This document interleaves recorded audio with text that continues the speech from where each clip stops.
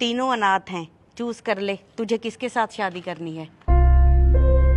पर मम्मी, मैं अनाथ से शादी क्यों करूंगी? क्यों बेटा, क्या कमी है इनमें? तीनों पढ़े लिखे वेल सेटल्ड हैं।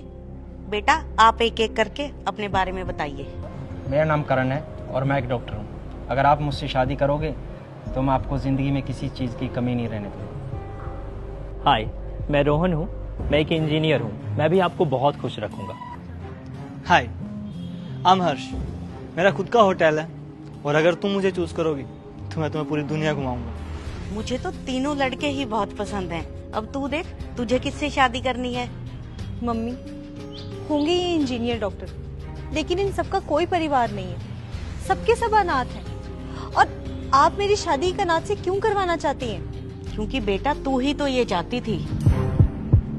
मम्मी, मैं पहले ही क्लियर कर दूं, मुझे वहाँ शादी करनी ही नहीं है जहाँ लड़के की फैमिली उसके साथ रहती हो।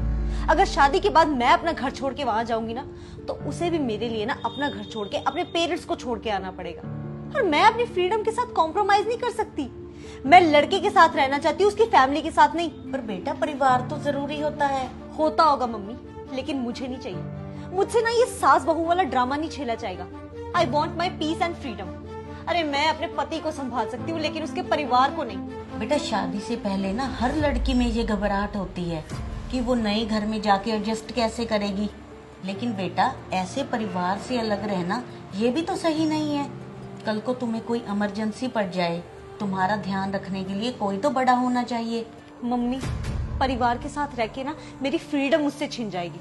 हर कोई मुझसे यही बोलेगा, बहू ये मत करो, वो मत करो, ये मत पहनो, वहां मत जाओ, ऐसे मत करो। Oh my God mummy, boundaries के साथ ना मैं नहीं रह सकती।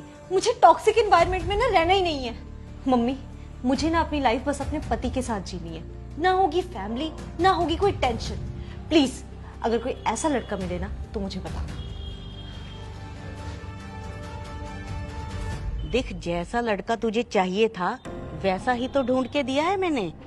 तू यही चाहती थी ना कि उसकी कोई फैमिली ना हो। देख इनमें से किसी की भी फैमिली नहीं है ना। अब तुझे कोई रोकने टोकने वाला, ये अपने काम पे चले जाएंगे। तू जैसा मर्जी खा, जैसा मर्जी पहन, पूरी लाइफ एंजॉय कर अपनी जैसे मर्जी। ना ही कोई परिवार की टेंशन, ना ही कोई टॉक्सिसिटी। यार मम्मी, ऐसे थोड़ी होता है। अरे बेटा यही तो मैं तुम्हें समझाने की कोशिश कर रही थी। ये जो तुम लड़कियों ने ट्रेंड बनाया हुआ है ना कि हमें अलग रहना है, हमें परिवार के साथ रहना नहीं, हमें फैमिली नहीं चाहिए। तुम्हें अगर चुनना ही है ना लड़का तो अनाथालय से चुनो, क्योंकि उनके परिवार तो होते ही नहीं है। मैं तो सभी लड़की वालों के परिवार वालों से ना यही कहना चाहूंगी कि इधर उधर रिश्ता देखने की बजाय अपनी लड़कियों को यहाँ अनाथालय में लाएं, लड़का पसंद कराएं और शादी कर दें। परिवार की सिरदर्दी ही खत्म। ठीक है ना, यही करना चाहिए ना उन्हें। सॉरी मम्मी, मुझे ये बात रियलाइज हो चुकी है कि परिवार की क्या इम्पोर्टेंस होती है। अगर कोई मुझे मेरे माँ बाप से अलग करेगा और मुझे जो फील होगा वही सेम लड़के को भी तो फील होगा ना, जब कोई उसको उसके माँ बाप से अलग करेगा। अब मैं कभी भी जिद नहीं करूंगी आपसे परिवार को लेके। और मम्मी, अब जैसा भी लड़का ढूंढना चाहती है ना मेरे लिए, वैसा ही ढूंढिए। परिवार की कीमत ना वही लोग समझ सकते हैं जिनके परिवार नहीं होते।